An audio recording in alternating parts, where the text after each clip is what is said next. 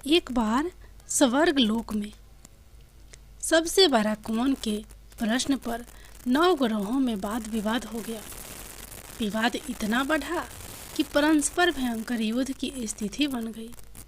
निर्णय के लिए सभी देवता देवराज इंद्र के पास पहुँचे और बोले, हे देवराज, आपको निर्णय करना होगा कि हम में से सबसे बड़ा कौन है।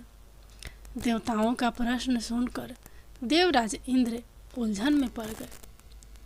इंद्र बोले, मैं इस प्रश्न का उत्तर देने में असमर्थ हूँ।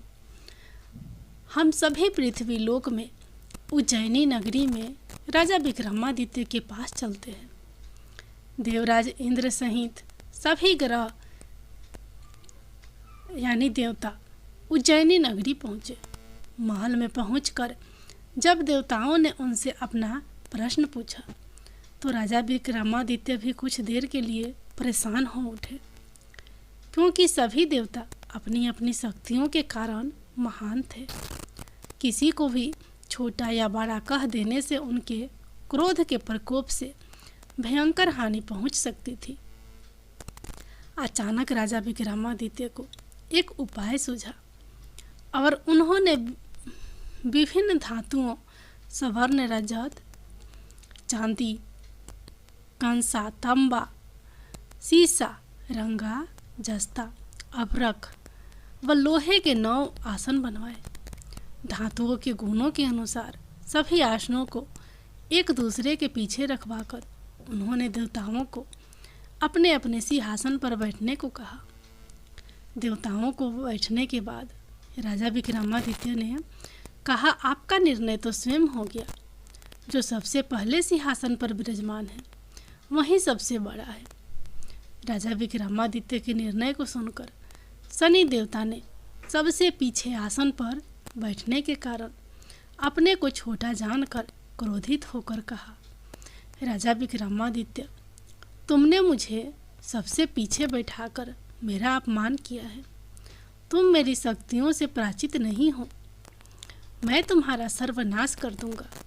शनि ने कहा, सूर्य एक राशि पर 1 महीने, चंद्रमा 2.25 दिन, मंगल 1.5 महीने, बुध और शुक्र 1 महीने, बृहस्पति 13 महीने रहते हैं। लेकिन मैं किसी राशि पर 7.5 वर्ष यानी 7.5 तक रहता हूँ। बड़े बड़े देवताओं को मैंने अपने प्रकोप से पीड़ित किया है। राम को 7.5 के कारण ही वन में जाकर रहना पड़ा और रावण को 7.5 के कारण ही युद्ध में मृत्यु का शिकार बनना पड़ा। राजा, अब तू भी मेरे प्रकोप से नहीं बच सकेगा। इसके बाद अन्य ग्रहों के देवता तो प्रसन्नता के साथ चले गए, परंतु शनि देव बड़े क्रोध के साथ वहां से विदा हुए। राजा विक्रमादित्य पहले की तरह ही न्याय करते रहे। उनके राज्य में सभी स्त्री पुरुष बहुत आनंद से जीवन यापन कर रहे थे। कुछ दिन ऐसे ही बीत गए। उधर शनि देवता अपने अपमान को भूले नहीं थे। विक्रमादित्य से बदला लेने के लिए एक दिन शनि देव ने घोड़े के व्यापारी का रूप धारण किया और बहुत से घोड़ों के साथ उज्जैनी नगरी पहुँचे। राजा विक्रमादित्य ने राज्य में किसी घोड़े के व्यापारी के आने का समाचार सुना तो अपने अश्वपाल को कुछ घोड़े खरीदने के लिए भेजा। घोड़े बहुत कीमती थे। अश्वपाल ने जब वापस लौटकर इस संबंध में बताया तो राजा विक्रमादित्य ने स्वयं आकर एक सुंदर व शक्तिशाली घोड़े को पसंद किया। घोड़े की चाल देखने के लिए राजा उस घोड़े पर सवार हुए तो वह घोड़ा बिजली की गति से दौड़ पड़ा। तेजी से दौड़ता घोड़ा राजा को दूर एक जंगल में ले गया और फिर राजा को वहां गिराकर जंगल में कहीं गायब हो गया। राजा अपने नगर को लौटने के लिए जंगल में भटकने लगा, लेकिन उन्हें लौटने का कोई रास्ता नहीं मिला। राजा को भूख प्यास लग रही। बहुत घूमने पर उसे एक चरवाहा मिला। राजा ने उससे पानी मांगा।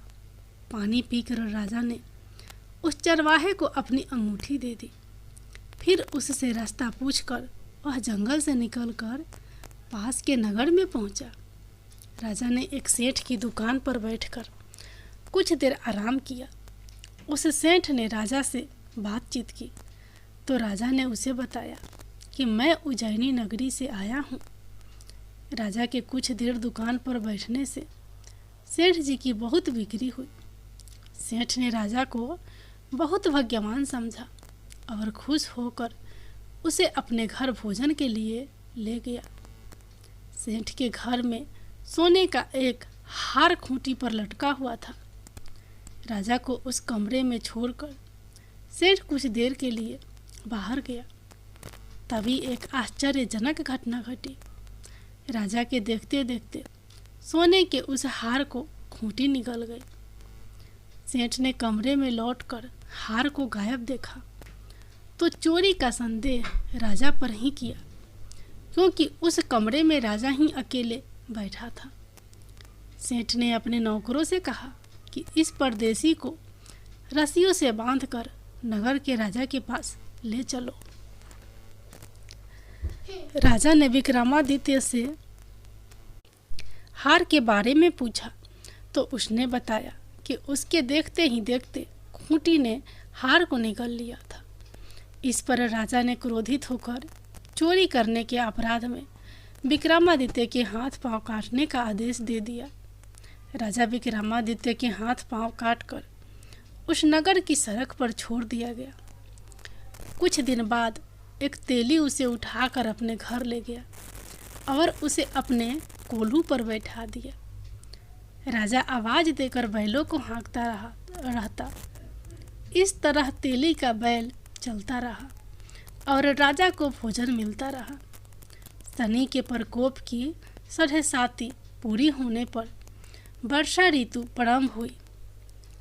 राजा विक्रमादित्य एक रात मेघ मल्हार गा रहा था कि तभी नगर के राजा की लड़की राजकुमारी मोहिनी रथ पर सवार हो उस तेली के घर के पास से गुजरी। उसने मेघ मल्हार सुना तो उसे बहुत अच्छा लगा और दासी को भोजन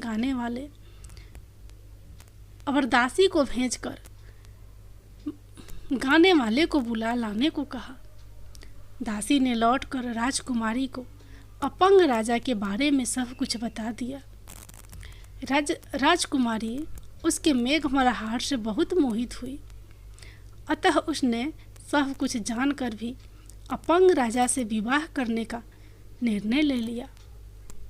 राजकुमारी ने अपने माता पिता से जब यह बात कही तो वे हैरान रह गए। रानी ने मोहिनी को समझाया, बेटी तेरे भाग्य में तो किसी राजा की रानी होना लिखा है, फिर तू उस अपंग से विवाह करके अपने पांव पर कुल्हाड़ी क्यों मार रही है। राजकुमारी ने अपनी जिद नहीं छोड़ी। अपनी जिद पूरी कराने के लिए उसने भोजन करना छोड़ दिया और प्राण त्याग देने का निश्चय कर लिया। आखिर राजा रानी को विवश होकर अपंग विक्रमादित्य से राजकुमारी का विवाह करना पड़ा। विवाह के बाद राजा विक्रमादित्य और राजकुमारी तेली के घर में रहने लगे। उसी रात सपने में शनि देव ने राजा से कहा, राजा तुमने मेरा प्रकोप देख लिया, मैंने तुम्हें अपने अपमान का दंड दिया है। राजा ने शनि देव से क्षमा करने को कहा और प्रार्थना की कि हे शनि देव, आपने जितना दुख मुझे दिया है अन्य किसी को ना देना। शनि देव ने कुछ सोचकर कहा, राजा मैं तुम्हारी प्रार्थना स्वीकार करता हूँ। जो कोई स्त्री पुरुष मेरी पूजा करेगा, शनिवार को व्रत करके मेरी व्रत कथा सुनेगा, उस पर मेरी अनुकंपा बनी रहेगी।